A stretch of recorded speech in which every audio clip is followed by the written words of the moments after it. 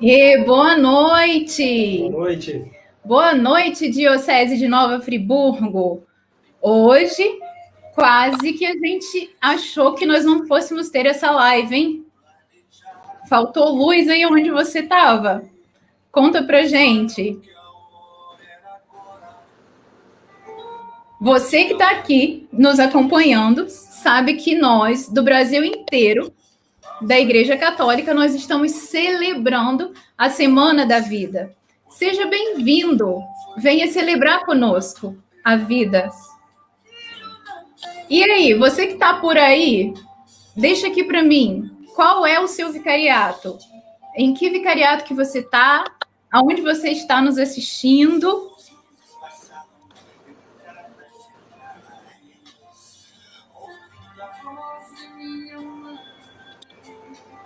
A gente sabe que a vida é um dom. Vida é alegria, vida é festa, vida é entrega. Por isso nós estamos aqui celebrando a vida. E eu quero partilhar com vocês algo que eu li e que me chama muita atenção. Eu trago essa frase comigo. É uma frase de um escritor francês e eu não vou pronunciar o nome dele aqui para não pagar mico, né? Mas é um escritor francês que diz que o valor de um povo se dá pela grandeza de suas mulheres. E atrás de toda essa frase, nós temos uma grande mensagem. Porque se o valor de um povo se dá pela grandeza de suas mulheres, essa grandeza se faz através da doação, através do amor e através da celebração da vida. A mulher traz em si o grito pela maternidade, né? Por mais que ela, na sua juventude, diga e afirme com todas as forças que ela não tem vontade nenhuma de ser mãe, vai chegar um momento na vida que isso vai gritar dentro dela. E é bonito essa sacralidade da vida, porque ela estabelece um contato direto entre a mulher e o Deus Criador a partir do momento que há ali a fecundação. Porque surgiu uma nova vida, surge também uma alma.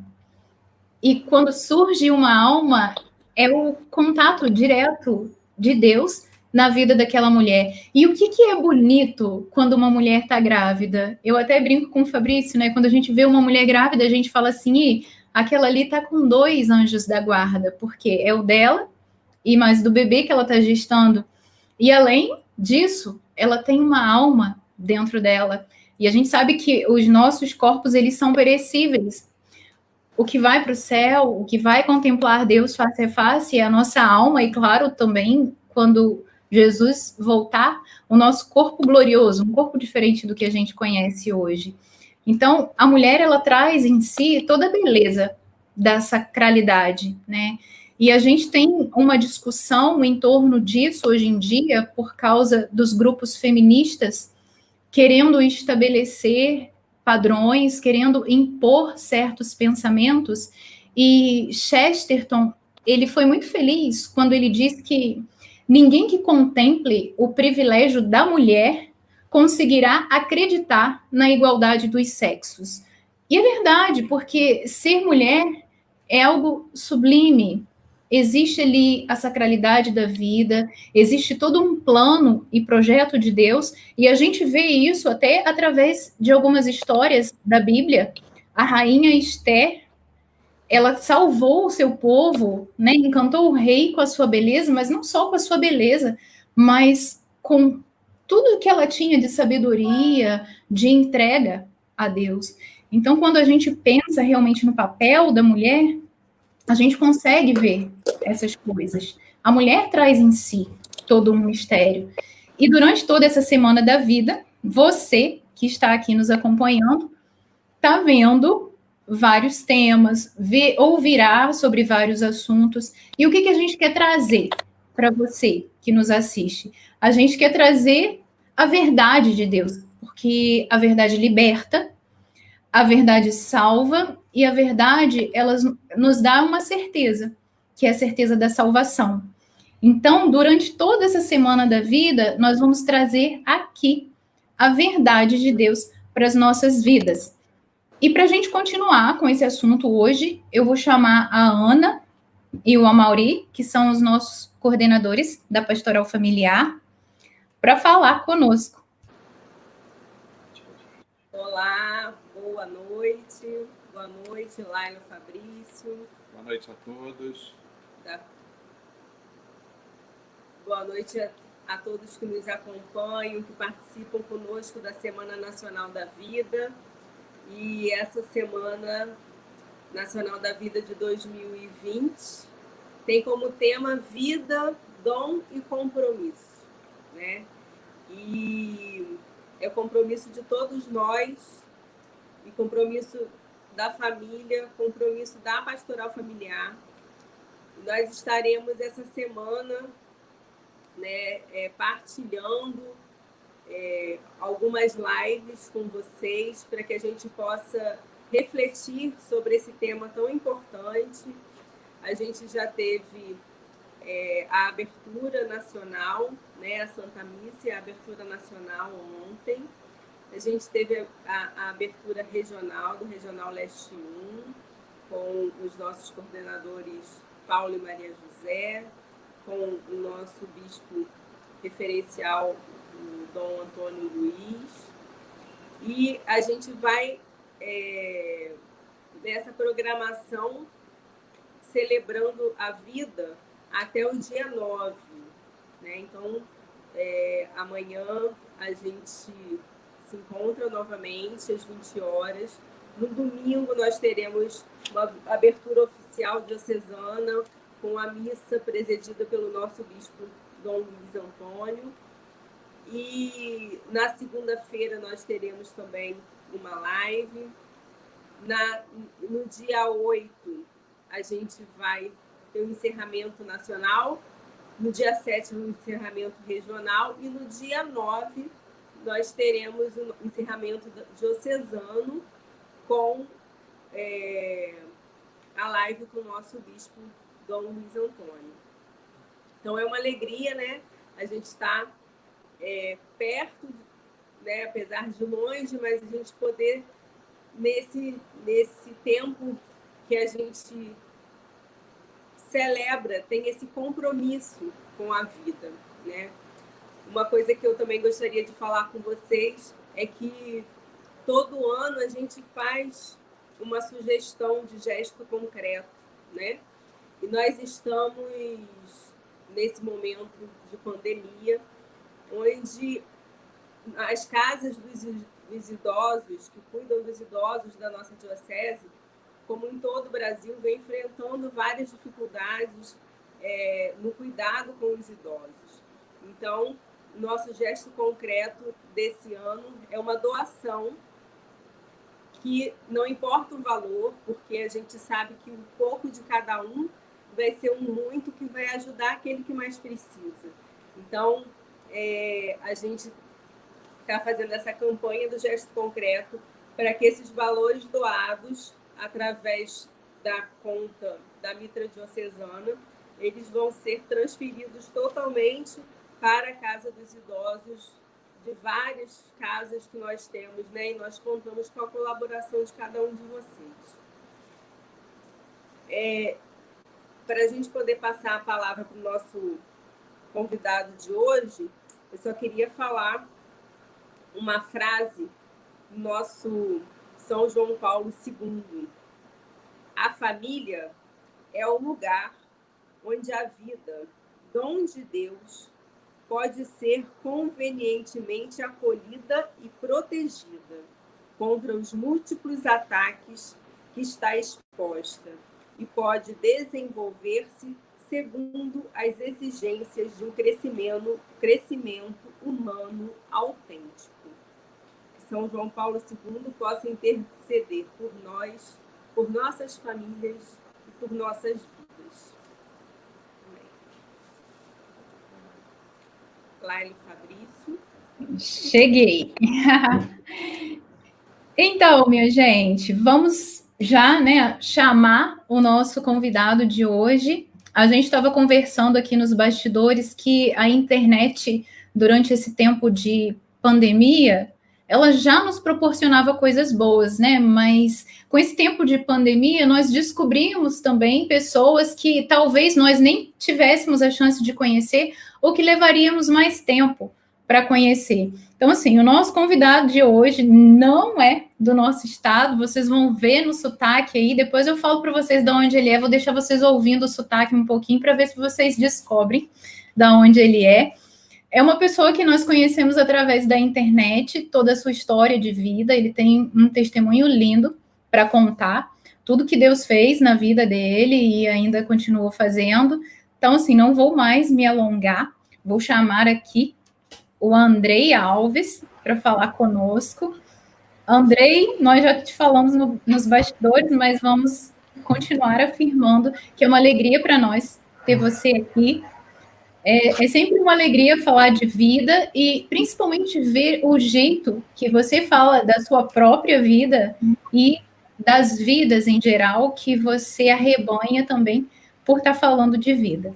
Então agora eu vou deixar por sua conta para você nos encher de vida. Seja bem-vindo à Diocese de Nova Friburgo.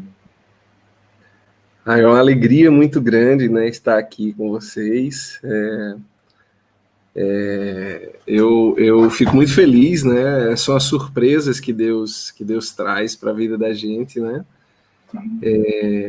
Eu espero poder compartilhar essa história e que essa história possa, né, ajudar na história de muitas outras pessoas. Então é com você agora. Vamos lá. Pessoal, que alegria estar aqui, é muito bom chegar em Nova Friburgo, né? Eu que nunca fui, na verdade, aí em Nova Friburgo, já fui no Rio, não? Mas aí não fui, então a alegria poder chegar, é isso que a internet nos dá, essa oportunidade, né? Muito bem. A minha história, ela começa bem antes de eu nascer.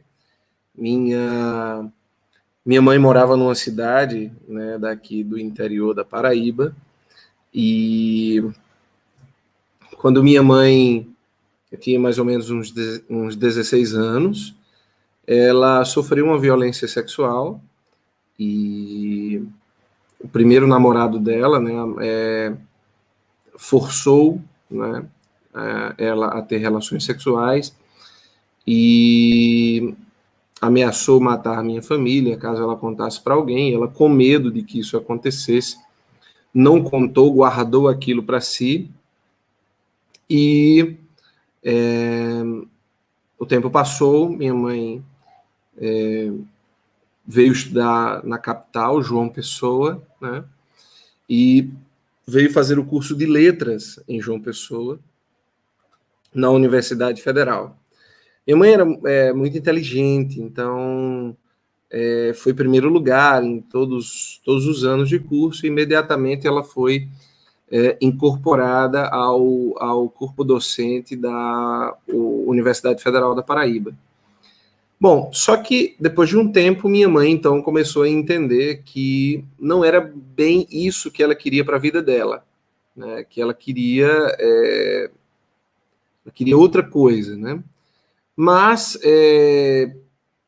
para não deixar logo um emprego na Universidade Federal, então ela aceitou uma proposta que uns colegas fizeram dela fazer mestrado, e ela foi para São Paulo fazer mestrado, mas de lá de São Paulo mesmo ela não voltou, pediu demissão da Universidade Federal, e de São Paulo ela foi para o Rio, né? Foi para o Rio de Janeiro, para a casa de uns tios nossos que moravam aí no Rio, e ela passou 4 anos morando no Rio de Janeiro, e quando ela volta para Paraíba, né, depois desses 4 anos, ela faz um concurso público e passa, né, no concurso, e começa a trabalhar num lugar aqui na cidade de João Pessoa, chamado Espaço Cultural.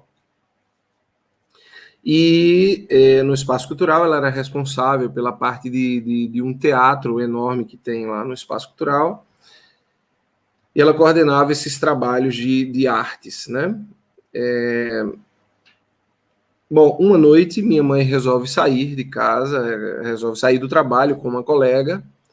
Eles vão a um bar, né? E nesse bar, minha mãe conhece dois caras, né? São apresentados dois rapazes para ela. E eles começaram a beber e no meio da bebida ela começou a se sentir mal, né? Não se sabe se colocaram algo na bebida dela ou não. O fato é que ela começou a se sentir mal e pediu para ser levada para casa. Bom, eles se levantaram, entraram no carro e aí nesse momento minha mãe então apagou, né? Minha mãe desmaiou. Bom, quando minha mãe acordou, né,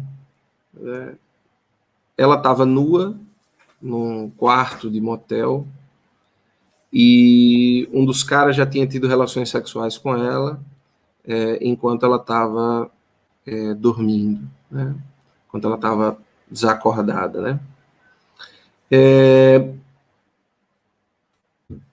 Eu costumo dizer que eu não sei qual das duas vezes foi a pior, né. Se quando ela era mais jovem e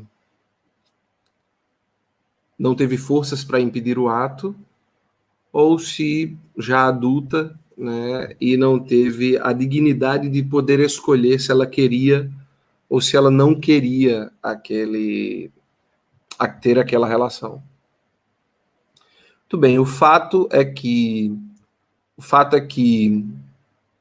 um mês depois minha mãe descobriu que estava grávida, né, e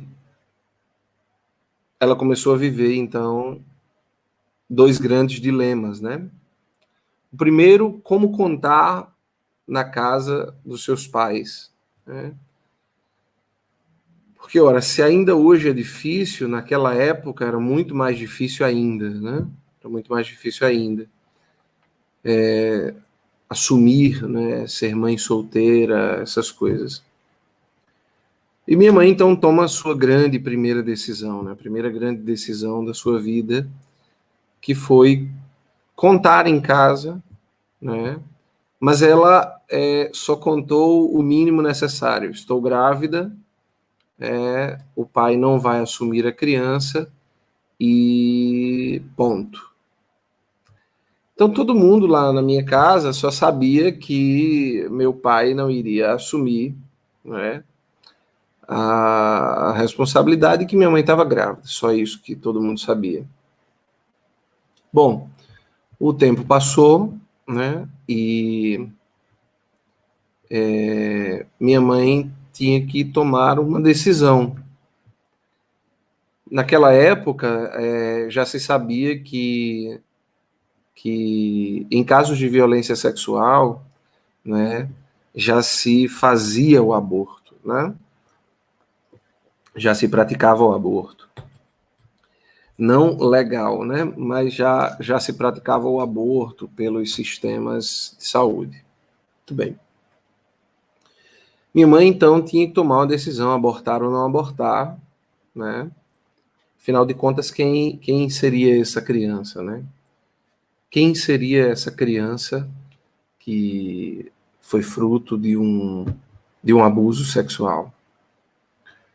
Bom, minha mãe então toma a sua segunda grande decisão e ela decide ter a criança e 9 meses depois eu nasci. Eu nasci de parto normal, né? E a única coisa que eu me lembro de eu pequenininho era eu perguntando onde era que estava meu pai, e todo mundo na minha casa só sabia dizer: seu pai abandonou sua mãe antes de você nascer.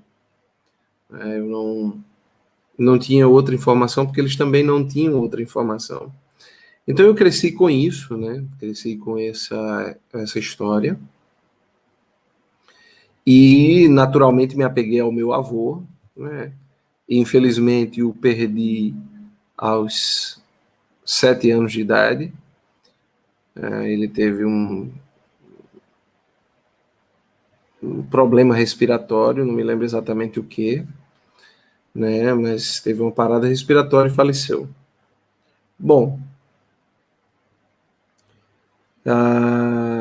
eu fui crescendo, né, com essa ausência paterna, e aos 16 anos, então, minha mãe me chama no quarto, me senta na cama e começa a contar a história que eu contei para vocês aqui no início. Quando ela terminou de contar a história, eu fiquei em estado assim de choque, né? Porque era como se tudo que eu tivesse, tudo que eu soubesse sobre mim fosse uma grande mentira, né? E eu não sabia de quem eu tinha mais raiva. Se eu tinha mais raiva da minha mãe, se eu tinha mais raiva do cara por ter feito o que fez com a minha mãe, se eu tinha mais raiva da minha mãe por talvez eu ser a pior lembrança da vida dela, ou se eu tinha raiva de mim, né? Por talvez ser a pior lembrança da vida da minha mãe. Bom,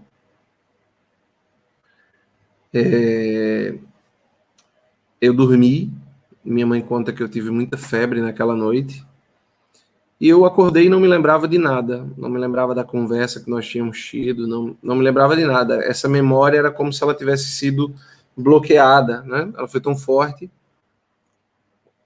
que ela foi bloqueada. E eu, então, segui minha vida normal, até que uma noite eu estava no meu quarto, né, dormindo, e eu tive um sonho.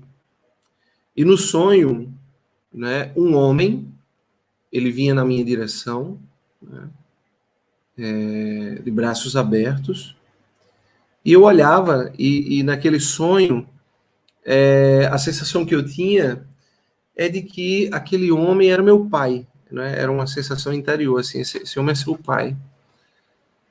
E ele vinha, me abraçava, me chorava e me pedia perdão.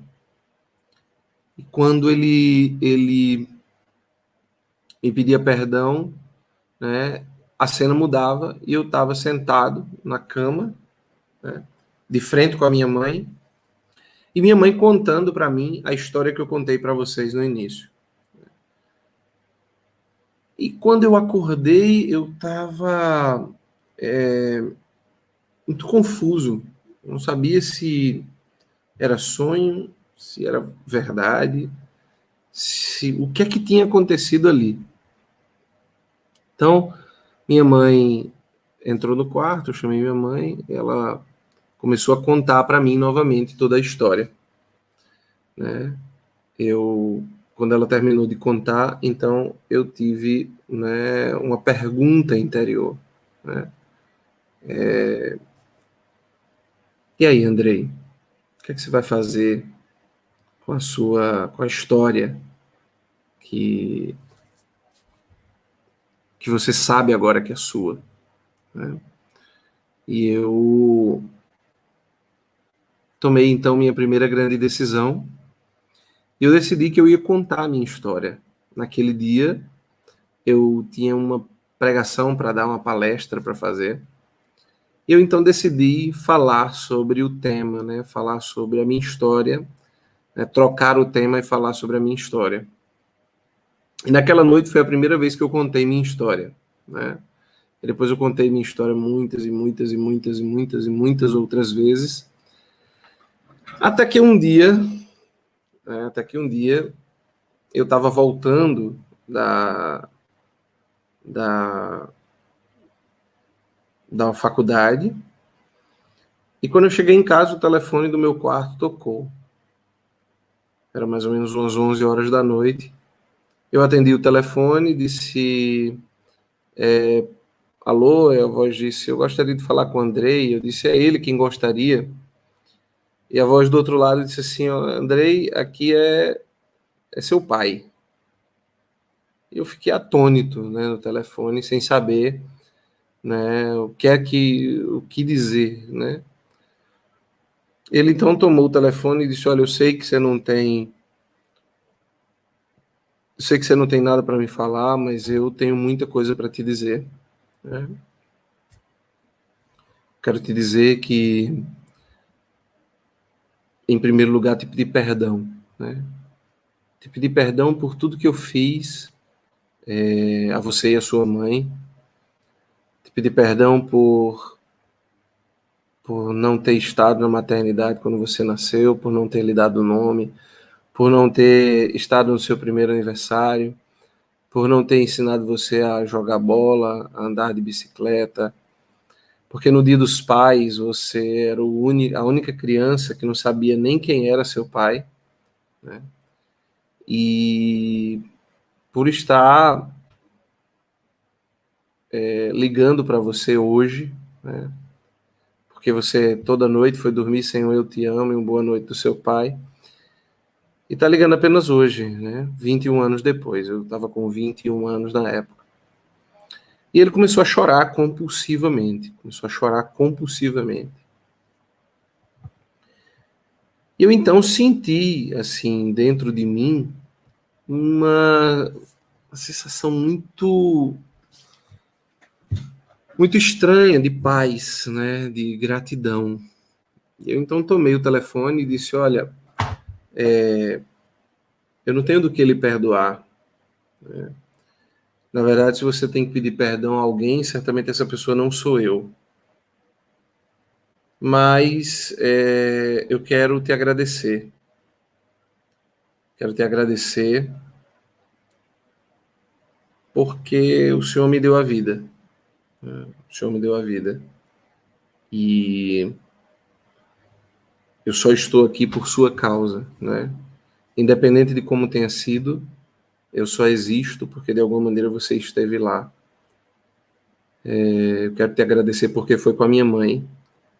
E por mais absurdo que pareça esse pedido de gratidão, né, esse agradecimento, talvez se fosse uma outra mulher eu não tivesse nascido, né? Eu quero te agradecer porque eu pude estar na maternidade, porque eu tenho um nome, porque eu tive um primeiro aniversário, porque eu aprendi a andar de bicicleta, a jogar bola, porque no Dia dos Pais minha mãe era pai e mãe, melhor do que alguns não conseguem ser apenas pai, porque toda noite eu vou dormir com Eu Te Amo e uma boa noite da minha mãe.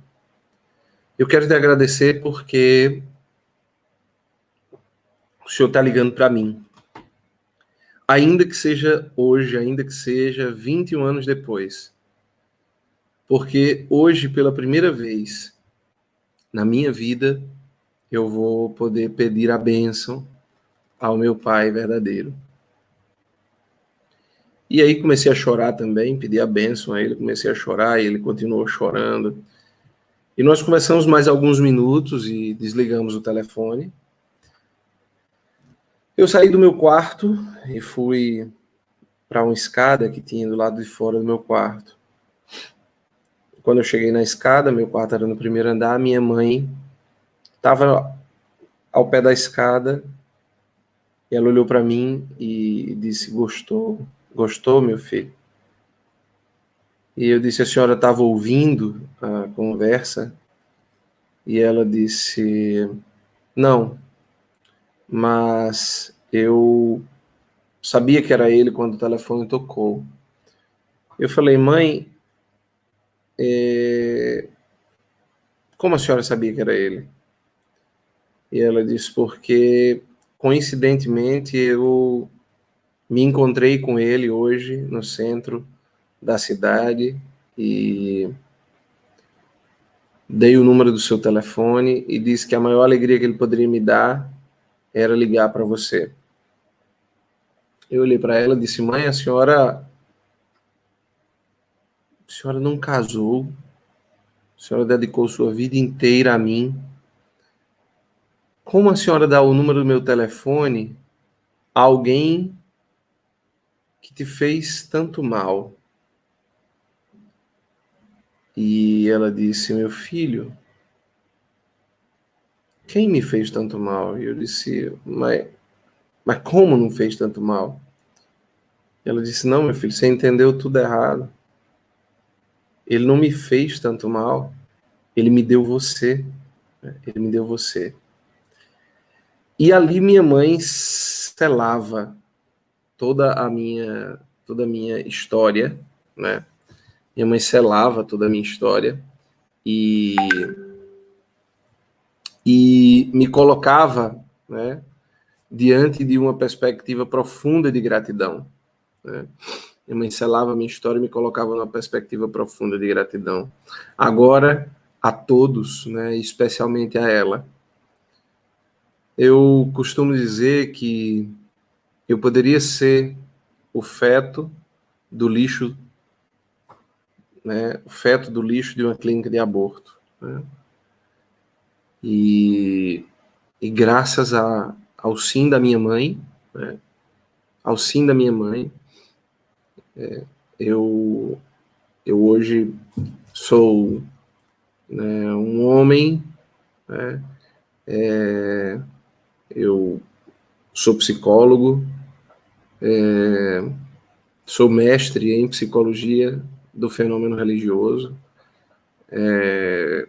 sou doutor em psicologia do perdão, né? Fiz o doutorado na área e sou fundador de uma comunidade católica que se chama Fraterno Amor e sou pai, sou esposo, sou pai, né, de uma menininha de 1 ano e 5 meses. E agora minha esposa está grávida, está com 8 semanas de gravidez. Bom, para quem era apenas né, para quem tinha apenas a possibilidade de ser, né, para quem tinha a possibilidade apenas não, para quem tinha a possibilidade de ser o feto do lixo de uma clínica de aborto, né, tornar-se tudo isso e ainda é pouco, né, é pouco.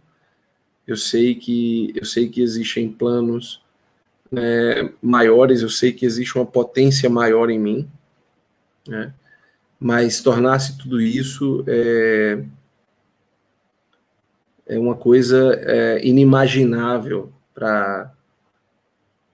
especialmente para aqueles que não são pró-vidas, né, para aqueles que estão olhando, né, maliciosamente ou tolamente para o movimento da morte, né, que se lança sobre o Brasil de modo particular.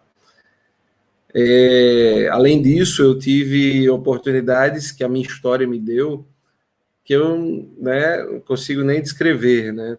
Por exemplo, no ano de 2004, a minha história chegou no Papa João Paulo II e ele me recebeu, né, junto com o arcebispo da Paraíba na época, chamava Dom Marcelo Carvalheira, e o Dom Marcelo me levou, né, no Vaticano e nós tivemos um encontro com o Papa, São João Paulo II, e isso tudo por causa da minha história, né? Isso tudo por causa da minha história. E mais do que só por causa da minha história, eu sei que a minha história não é uma história incomum. Eu sei que outras pessoas, não é, também são frutos de abuso sexual e tudo isso. Mas eu acredito que uma das grandes diferenças da minha história é o fato de que as pessoas que fizeram parte da minha história, né, eu, minha mãe, né, fizemos grandes escolhas, né? Assumir a história da gente. Minha mãe assumiu a dela, eu assumi a minha, né? Assumir a nossa história, tomar a posse da nossa história. Essa é a nossa história. Isso é quem somos, né? Isso foi fundamental, né? E claro, toda a graça divina que sempre esteve sobre nós, não é, nos auxiliando. Eu sempre digo assim que Deus me quis em primeiro lugar, né? Porque me colocar no mundo no meio de uma situação tão adversa como essa, me colocar no mundo numa situação onde eu não poderia, onde eu poderia não nascer, né? É um risco muito grande de amor de Deus, né? Então Deus arriscou por mim. Depois minha mãe arrisca tudo também, né, para salvar a minha vida, né? E quando eu digo isso, eu digo assim, arrisca tudo porque de fato ela não sabia quem viria, né? Mas ela arrisca no ato de amor. E de certo modo eu também quis, né? Eu também quis, porque ali na concepção são bilhões de espermatozoides, né? De espermatozoides, e eu de certo modo fui, né, aquele que, né, fui aquele que venceu, que chegou no final da corrida, né? Então eu cheguei no final da corrida, né? Fiz o meu primeiro grande concurso e cheguei lá no final, né? Mas tem uma coisa muito importante da minha história que eu acho que vale a pena, que é muito importante falar. Uma vez perguntando à minha mãe, né, se em algum momento ela cogitou abortar, porque eu falo assim, olha, ela teve um dilema, né? Mas o fato é que esse dilema nunca foi dela. É um dilema que existe, né? Abortar ou não abortar, o fruto de uma violência sexual. E quando eu perguntei para minha mãe se em algum momento, né, passou pela cabeça dela o aborto, né, ela disse para mim, não, isso nunca passou pela minha cabeça, né, eu nunca nem cogitei a ideia de abortar, né, e ela olhou para mim e disse assim, nunca se tratou sobre mim, nunca foi sobre mim, né, era sobre você, não era sobre mim, não era sobre a minha vida, né, era sobre a sua vida, né, e então assim, isso marcou muito a minha história, né, que minha mãe entendeu com profundidade todo o argumento, né, todo o argumento pró-vida, né, nunca foi sobre mim, né, é sobre um outro ser, é sobre um outro ser. E aí uma vez conversando com uma pessoa próxima a mim, né, e ela dizia assim para mim, mas Andrei, olha, não tem como olhar para a tua história sem pensar na tua mãe como uma grande heroína, né? E eu falei, olha que tem, né? Olha que tem. Aí ela, não, impossível. E eu falei, é porque eu sempre contei a minha história, né? A partir de uma ótica, eu sempre fiz a minha narrativa, eu sempre criei, né? Contei a minha história a partir de uma narrativa onde minha mãe era a protagonista, a mulher que escolheu, a mulher que deu o sim, né? Mas há várias maneiras de a gente contar a nossa história. A gente pode contar a nossa história a partir do agressor, né? Eu poderia contar a minha história a partir da violência, né? Eu poderia contar a minha história a partir da vítima, que era eu, né? E cada enredo, os eventos seriam os mesmos, mas a maneira de contar era diferente, né? Então, o ser humano é um ser histórico, né? É um ser que possui uma história. E a grande diferença da vida de um e de outro, de uma vida bem resolvida e de uma vida mal resolvida, né? A grande diferença, em quase 100% dos casos, está na maneira como a pessoa conta a sua própria história. Infelizmente, nós não fomos treinados, né? Nós não aprendemos a contar a nossa própria história. Nós somos péssimos roteiristas, né? Ou aquela pessoa que cria o enredo da coisa, né? Nós somos péssimos nesta área e acabamos condenando a nossa história pela maneira como nós contamos a nossa história. Essa é a maneira como eu conto a minha história, porque é assim como eu a vejo, né? Eu realmente sou fruto de de um grande amor, né? De um grande amor que foi provado e foi colocado, né, em teste dentro de uma violência sexual. O amor de Deus, que se uniu ao amor da minha mãe, né, e que semeou um amor profundo na minha vida e que hoje me faz, né, por onde eu vou, eu posso ser testemunho desse amor, né, contar esse amor que eu experimentei e transmiti-lo a outras pessoas, porque eu acredito que ele pode salvar outras e outras e outras vidas. Eu acho que é isso, né? Eu tinha falado que eu perguntado se eu podia cantar uma música, né? E me deram essa autorização, então eu vou eu vou tomar posse dessa autorização e vou cantar uma música para vocês, que é uma música que eu gosto bastante, né, dela, eu gosto muito dela, e que ela tem tudo a ver com a minha história, tem tudo a ver com o meu testemunho.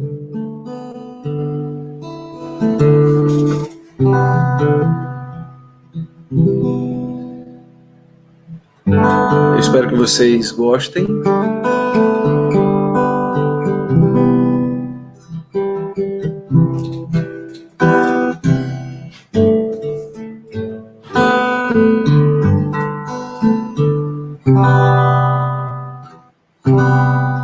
Ela diz assim, ó: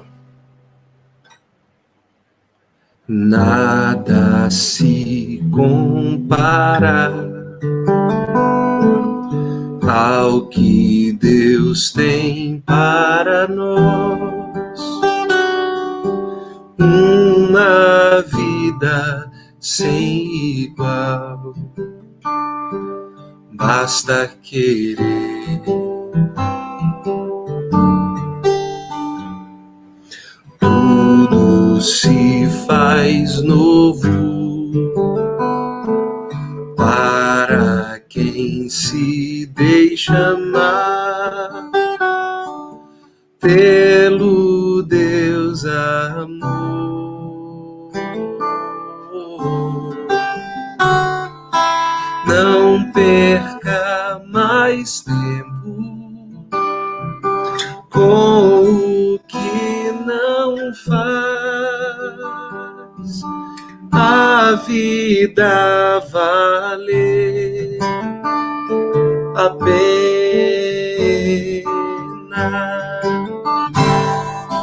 Não perca mais tempo com o que não faz a vida valer a pena.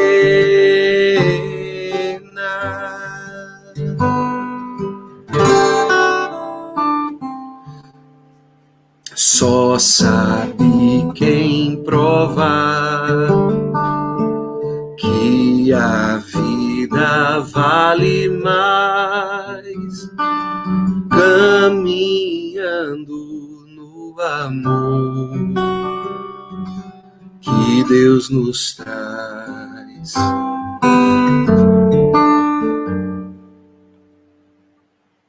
Deus só quer que você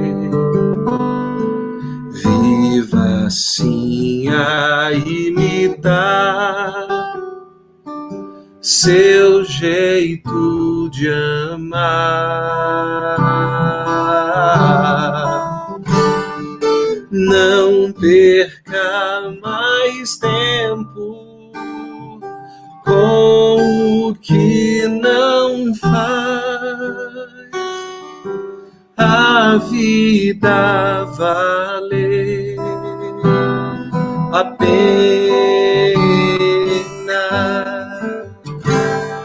Não perca mais tempo com o que não faz a vida valer a pena.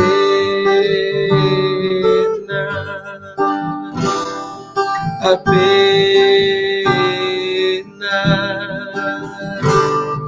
a pena.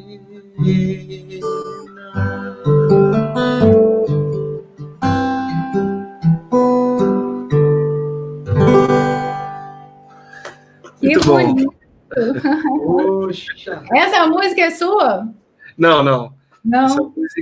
Essa música é de um cantor paulista, se chama Marcelo Franco. Ele compôs essa canção, depois ela foi gravada pelo Eugênio Jorge, né? Mas eu conheci essa canção quando o Marcelo morou aqui em João Pessoa e me apaixonei por ela, e sempre que eu penso na minha história, né, eu penso nessa vontade de dizer às pessoas: olha, não perca mais tempo com o que não faz a vida valer a pena. Agora você falou, eu lembrei, porque o Eugênio ele tem uma voz marcante, né? Agora eu lembrei aqui, ela na voz dele. Mas essa música é antiga, essa música é antiga. É, muito antiga. Eu já canto há muitos anos, né? Então, falando assim sobre a sua história, né? Acho legal que... É claro que você já pensou sobre isso, né? Mas, poxa, você teve com um santo. Ah, claro. Você teve com um santo, né? Meu Deus do céu, que graça, olha, que bênção. Tem uma história curiosa, viu, Laila? Tem uma história curiosa. Eu geralmente não conto essa história nos testemunhos, mas vou contar hoje, porque é uma história engraçada. Um mês depois que nós voltamos de Roma, estávamos na casa da comunidade e o bispo que foi comigo, né, contando para um padre que estava jantando conosco, né, contando da história, né, e tal. E teve uma hora que ele disse assim: padre, e você nem sabe o que é que João Paulo II falou dele. E aí eu, né, fiquei ali paralisado e eu falei: ele falou alguma coisa de mim, né?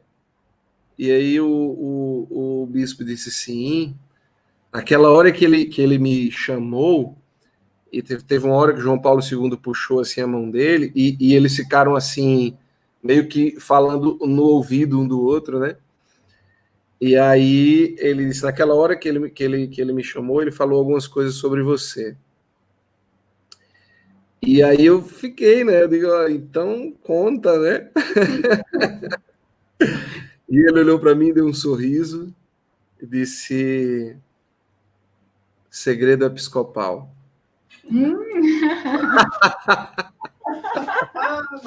Aí não tem como saber, né? Eu falei: não, brincadeira, né? E ele falou: não, segredo episcopal. E morreu sem me contar. Segredo episcopal, nem que estivesse vivo, né? Você vai ter que descobrir pela sua narrativa, né? Você imagina, quer dizer, um santo falou alguma coisa sobre mim, né? E você não sabe. Eu não sei o que é, né? Todo mundo queria uma coisa dessa, né? Todo mundo queria que algum santo dissesse alguma coisa para a sua vida. Eu tive um que falou e o bispo não quis me contar, né? Agora é só lá em cima. Agora só lá. E, assim, uma outra coisa, né, na sua história é o amor que gira em torno dela, né? Na sua conversa com a sua mãe, o seu questionamento, quando você fala com ela, né? Como que você pode perdoar um homem que te fez tanto mal? E aí ela fala: como ele me fez mal, né? A gente que é mulher, quando a gente se descobre grávida, a gente não vê esse amor, e ainda nas primeiras semanas a gente pouco sente, né, os sinais do corpo, mas é algo tão gritante, é algo tão... Independente da circunstância, né, a gente sabe, tem algo ali que se comunica conosco, e eu acho que a vida é isso, né, o amor ele cura, ele salva, e ele multiplica, né, porque eu sei que a cada vez que você conta a sua história, é um processo de cura também que Deus faz na sua vida, porque não é fácil contar essa história, né? E mais ainda, você multiplica esse amor através da sua narrativa, porque eu imagino quantas mentalidades você não muda também ao ouvirem a sua história e ver que, assim, o amor curou, foi o que você falou. Foi um momento que ninguém queria, um momento que não se espera para a concepção natural de uma vida, mas o amor prevaleceu e curou e multiplica, né? É isso mesmo. É isso mesmo. Você sabe que eu sou logoterapeuta, né? Então, o teórico que eu trabalho dentro da psicologia se chama Viktor Frankl, né?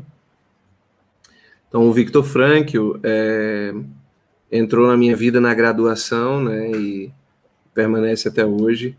Já faz mais de pelo menos uns 13 anos que eu conheci o Viktor Frankl. E o Viktor Frankl, ele diz uma coisa interessante, né? Que você consegue encontrar sentido para a sua vida, né, quando você consegue, por exemplo, encontrar alguém para amar. Né? E foi isso que aconteceu com a minha mãe, né? Porque ela não está amenizando a violência sexual. Isso é uma coisa que a maioria das pessoas, né, questionam e acham que a gente é idiota, né? Acho que a gente é bobo, né? Uai, né? É bobeira deles, né? Porque assim não é bobo nem nada, a gente sabe disso. Ela não tá amenizando o estupro. Né? Ela não está amenizando o estupro. Né? Houve uma violência. Mas, quando você põe na balança, e é isso que ela estava querendo dizer, quando você põe na balança o mal sofrido e o bem recebido, né? Então o bem recebido foi maior que o mal sofrido. Né? Então é um peso que ela põe na balança e essa balança muda todo o olhar dela, né? Porque simplesmente se minha mãe tivesse sido violentada e só violentada, né? E essa violência ela não gerasse absolutamente nenhuma graça, nenhum mal, né? Se não superabundasse a graça no meio da desgraça do pecado, minha mãe seria apenas uma mulher violentada, sofrida, atormentada pela dor, né? Mas no momento que a vida aparece ali, na história, então aquela vida puxa minha mãe para fora da sua dor, né? Então é uma leitura que eu já fiz, né? Não, óbvio que levei um tempo para fazer essa leitura, mas né, é uma leitura que eu já fiz, né? Eu salvei a minha vida, a vida da minha mãe. Né? A minha presença salvou a vida da minha mãe.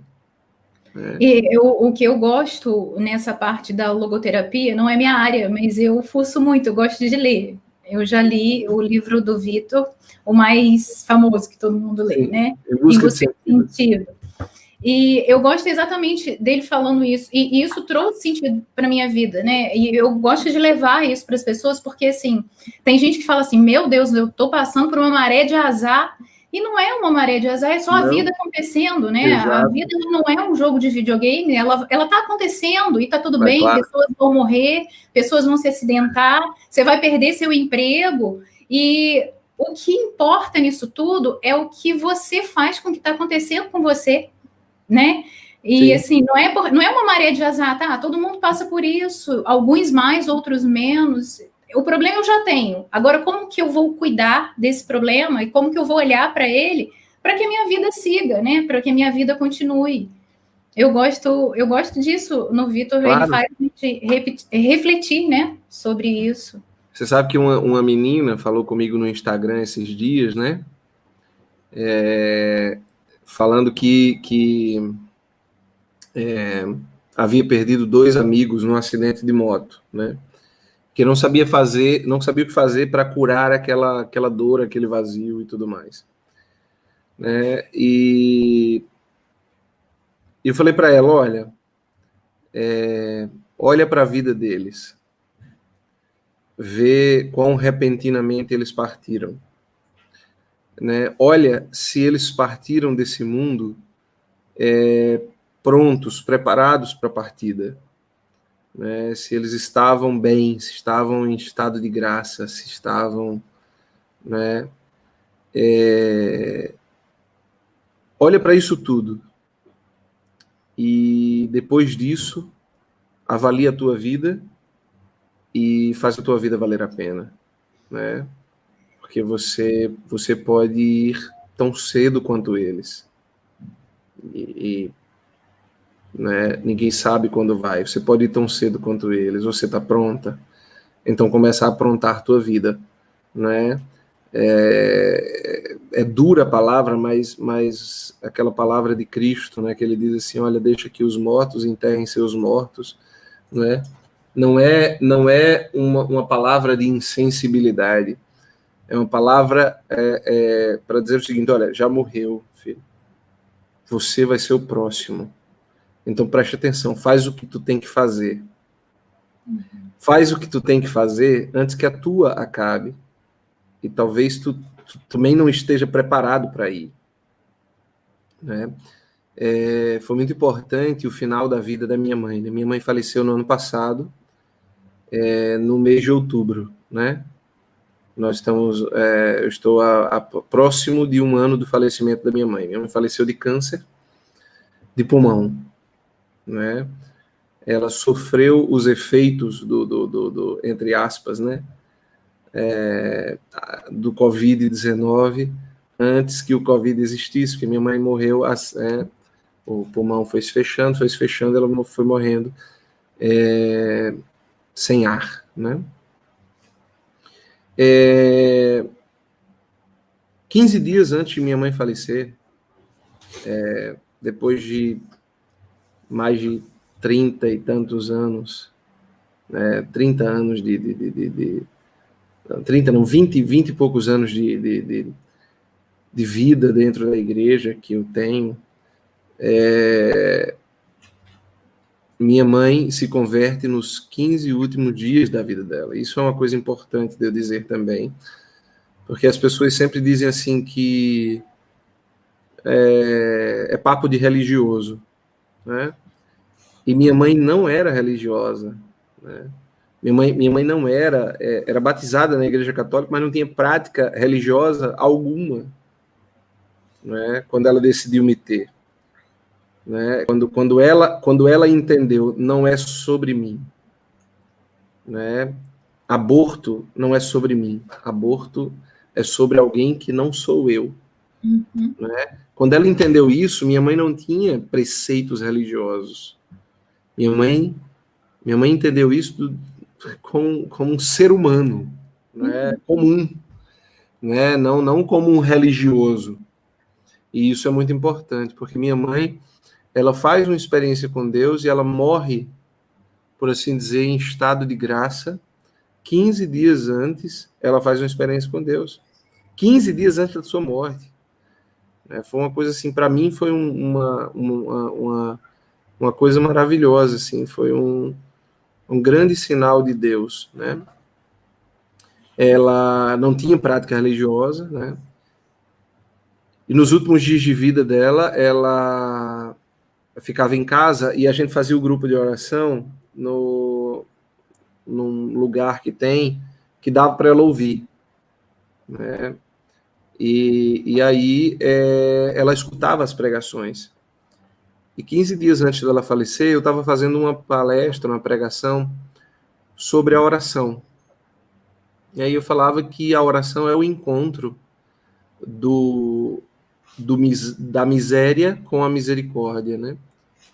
Do miserável com o misericordioso, sempre, né? Uma oração verdadeira, ela é sempre o encontro de uma miséria com a misericórdia, né? Quem chega se exaltando não reza. Então é sempre o encontro de uma miséria com a misericórdia. E eu fui falando sobre isso, né? E quando terminou o grupo de oração, eu fui me despedir dela para vir para casa. E ela, na porta, me deu um abraço e disse: meu filho,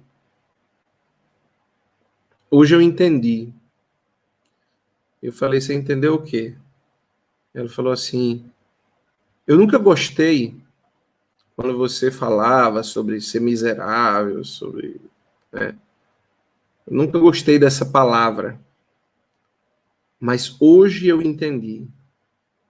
Ela disse, eu sou a miserável que encontrou a misericórdia. Eu sou a miserável que encontrou a misericórdia. E essa, né, essa palavra dela, assim, bateu no meu coração como quem diz assim, meu Deus, né? Meu Deus. 20 e tantos anos para ver isso acontecer. Né? E depois desse dia, minha mãe rezava o terço com a gente e pedia que nós rezássemos por ela, né, e morreu assim. Né? Então, quer dizer, de certo modo, a minha vida também salvou a vida da minha mãe em outro sentido. Né? Então, assim, é uma graça, né? A vida será sempre uma graça. Né? A vida será sempre uma graça. Então, é isso.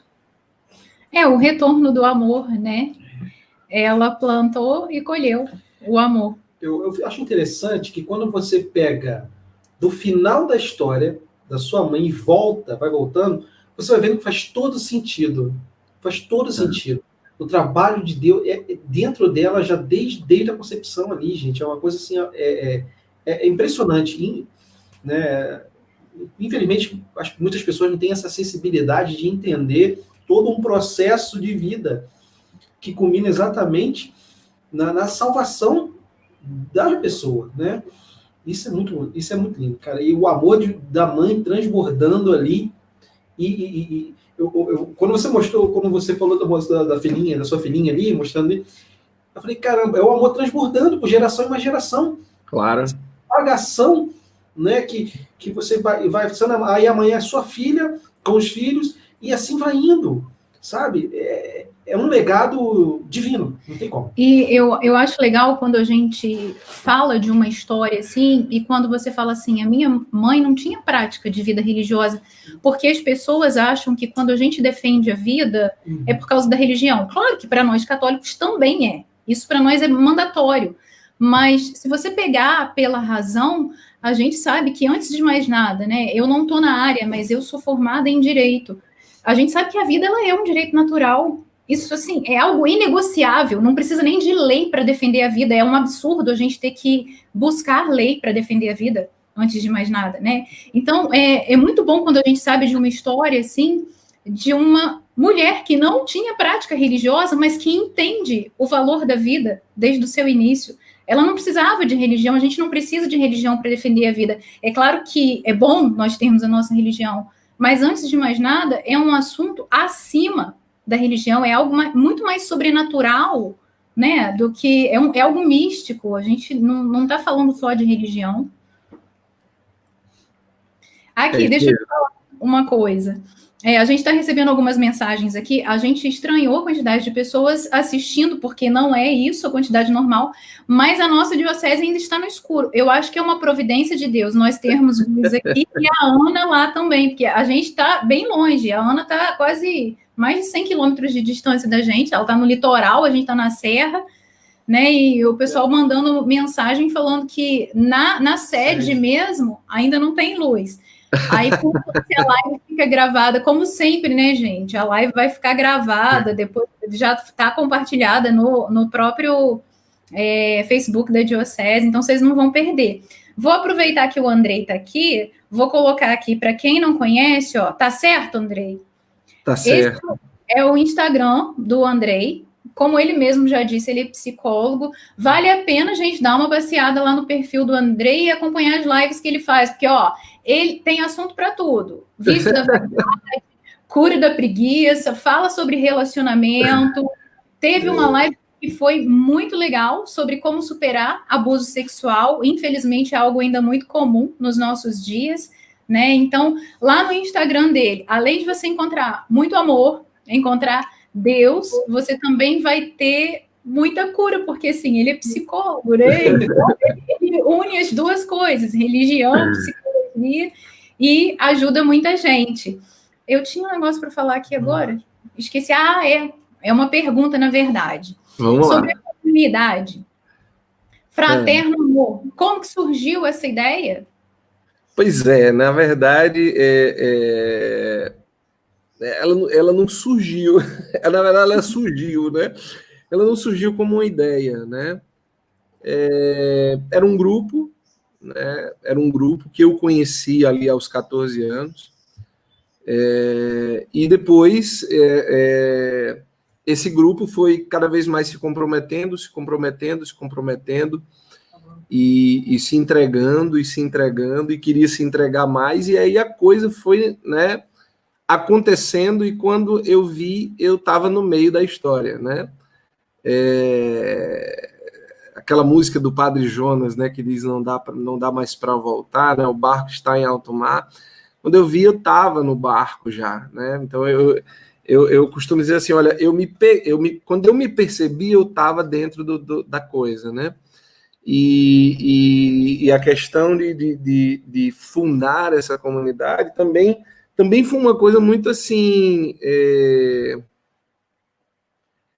Eu também me peguei dentro da coisa. As pessoas já me chamavam, né, assim, né, de fundador e tudo mais, porque eu estava ali desde o início impulsionando tudo. Então, eu costumo dizer isso assim, né? Eu acho que a fundação verdadeira, quando uma fundação vem de Deus, né, o sujeito, ele quando percebe, ele já está dentro, né?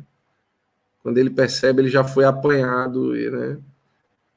Não era algo da minha cabeça. Inclusive, eu posso até dizer com muita humildade que eu fui muito Jonas, né? Nessa coisa, assim, eu fugi por anos, assim. As pessoas diziam e eu não queria. Eu não queria essa responsabilidade para mim, porque cuidar de pessoas no consultório, pode acreditar, é melhor do que cuidar de pessoas na igreja, né? Porque, porque na igreja você se compromete num outro nível, né? Um nível familiar, e a coisa fica, né? O envolvimento é diferente, né? E eu não queria de jeito nenhum aquilo para mim. Então aconteceu mesmo, né? A comunidade Fraterno Amor, ela aconteceu, né? Mas assim, foi de um modo cronológico. Começou tudo mais ou menos em 2001, começou o processo. E em 2003, esse bispo, né, o Dom Marcelo, que eu falei que me levou lá no Papa, ele disse assim, olha, vocês já são uma comunidade, vocês só não se chamam, mas vocês são. Então, por que vocês não se chamam? Então, aí a gente passou a se chamar porque, né, ele orientou que deveria ser assim, então a gente foi, né? Em 2003, daí em 2004 teve um encontro com o Papa, né? E aí a comunidade foi, então, só avançando, né? Tem o Dom Alberto Taveira, que hoje é arcebispo de Belém, né? Então, o Dom Alberto teve um papel fundamental também nisso, porque eu o conheci, era 2002, eu conheci o Dom Alberto, e ele decidiu me acompanhar, de forma pessoal, desde 2002, então assim, ele me ajudou muito, né, na fundação da comunidade, né, e eu nem sabia que ele era o responsável, né, internacional das novas comunidades, nomeado, né, na época, desde do Papa Bento XVI, né?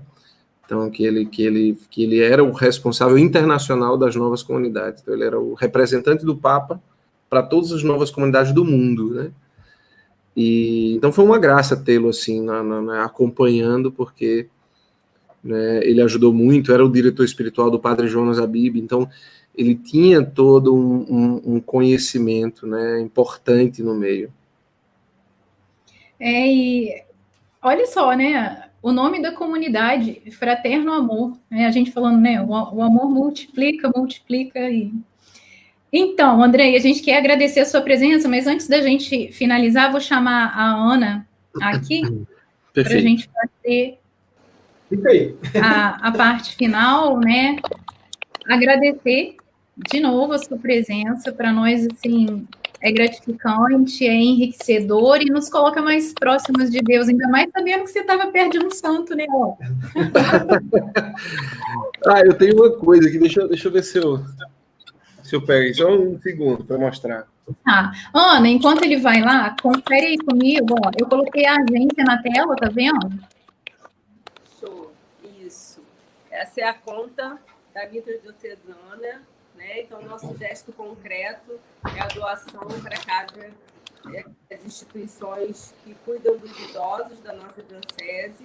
É só fazer a sua doação depósito identificado, e esse valor ele vai ser completamente repassado para as instituições da nossa diocese. É isso, gente. A gente às vezes fica um pouco inibido de doar uma pequena quantia, mas se nós pensarmos que várias pessoas doando uma pequena quantia, a gente consegue um montante razoável e significativo. Então, assim, independente da doação que você possa fazer, R$2, R$5, R$10, cada um fazendo um pouquinho, a gente consegue ajudar essas instituições, são instituições da nossa diocese, e todo mundo sabe, durante esse período de pandemia, muita gente passou por períodos financeiros difíceis. Imaginem essas casas, né? Eles estão precisando de nós, precisando da nossa ajuda. Então, dê o seu pouquinho, que com o meu pouquinho, com um pouquinho da Ana, a gente consegue um montante significativo para ajudar essas pessoas. Andrei, o que você foi buscar lá para nós? Aqui. Isso aqui foi quando eu tive lá com o João Paulo II, né? Que ele me deu esse terço, né? Então, uma relíquia, né? Que eu ganhei lá do encontro em 2002, né? Tá, tem o símbolozinho, né? Do brasão do pontificado dele, né? Que fica aqui também atrás, ó, né? Então, foi um presente que eu guardo com muito carinho, né? Desse tá encontro. Melhor que eu pensei, você só não tem um constante, você tem uma relíquia.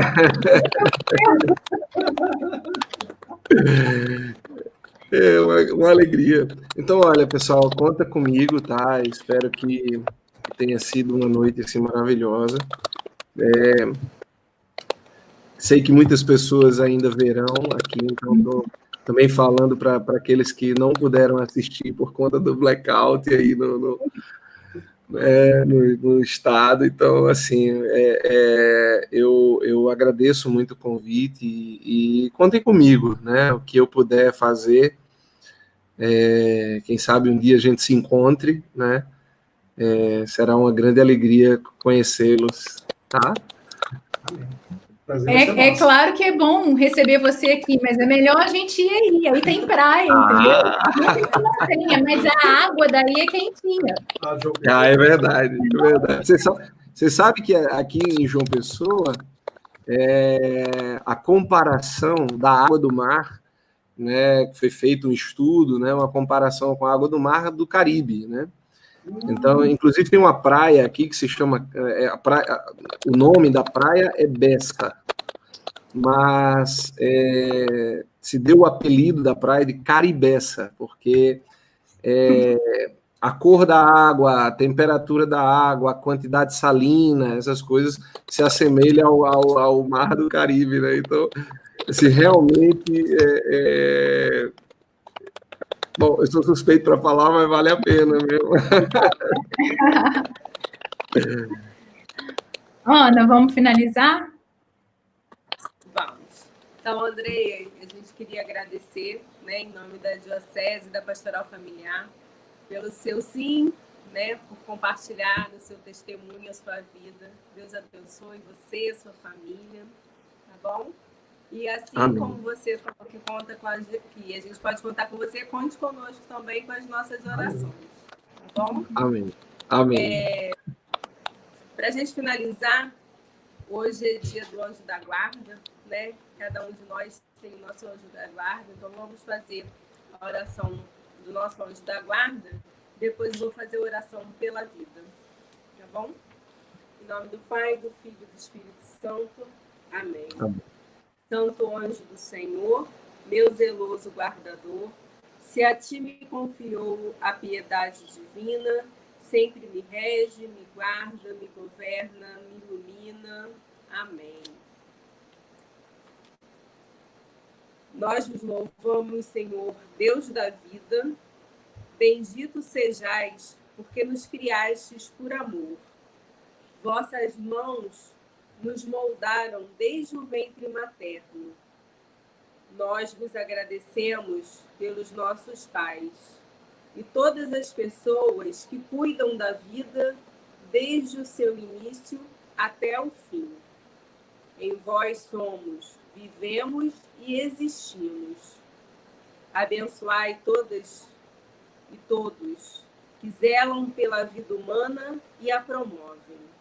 Abençoai as gestantes e todos os profissionais da saúde. Dai às pessoas e às famílias o pão de cada dia, a luz da fé e do amor fraterno. Nossa Senhora Aparecida, intercedei por nossos nascituros, nossas crianças, nossos jovens, nossos adultos e nossos idosos, para que tenham vida plena em Jesus, que ofereceu sua vida em favor de todos. Amém. Amém. Em nome do Pai, do Filho e do Espírito Santo. Amém. Amém. Então, minha gente, você que não pôde assistir essa live em tempo real, que está assistindo agora, deixa aqui o seu comentário para nós. Nos acompanhe durante toda a semana, porque nós ainda temos programação até a semana que vem. E amanhã nós temos a adoração. A adoração ela vai ser transmitida, ela vai acontecer. Para nós é uma honra na nossa paróquia, na paróquia Nossa Senhora da Piedade, no Vicariato Norte, mas você vai poder acompanhar aí da sua casa. E nós vamos rezar pela vida, agradecer a Deus por esse dom e rezar por tantas outras situações que envolvem a vida. Acompanhe conosco, esteja por aqui, porque Deus tem muito a falar e a fazer em nossos corações. Obrigada, Ana. Obrigada, Andrei, por estarem aqui conosco. Até uma próxima com vocês. Deus abençoe. Tchau, tchau. Tchau.